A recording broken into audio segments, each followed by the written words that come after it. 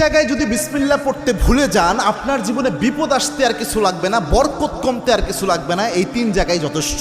খুব মারাত্মক একটা বিষয়। বিসমিল্লাহ তো মোটামুটি সব ভালো কাজের শুরুতেই পড়া হয়, তবে সব জায়গায় ভুলে গেলেও এই 3 জায়গায় মিনিমাম ভুলা উচিত নয়। তার মধ্যে 1 নাম্বার যেটা, এটা আমি সবচেয়ে গুরুত্বপূর্ণ মনে করি, সেটা হচ্ছে বর্তমান পরিস্থিতিতে এটা হচ্ছে আপনার বাথরুমে প্রবেশের শুরুতে বিসমিল্লাহ পড়া। অনেকে বলতে পারেন, হুজুর বাথরুমে ঢুকবেন আবার বিসমিল্লাহ কিভাবে?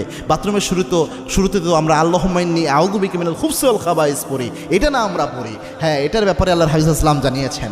আল্লাহর হাবিব সাল্লাল্লাহু আলাইহি ওয়াসাল্লাম জানিয়েছেন, কোনো ব্যক্তি যদি বাথরুমে প্রবেশের সময় পড়ে আল্লাহুম্মা ইন্নী আউযু বিকা মিনাল খুবসি ওয়াল খাবাইস, এর ফজিলত হলো ওই ব্যক্তি বাথরুমে প্রবেশ করলে বাথরুমের মধ্যে যে দুষ্ট জিনগুলো থাকবে ওই ব্যক্তিকে দেখতে পাবে, কিন্তু কোনো ক্ষতি করতে পারবে না।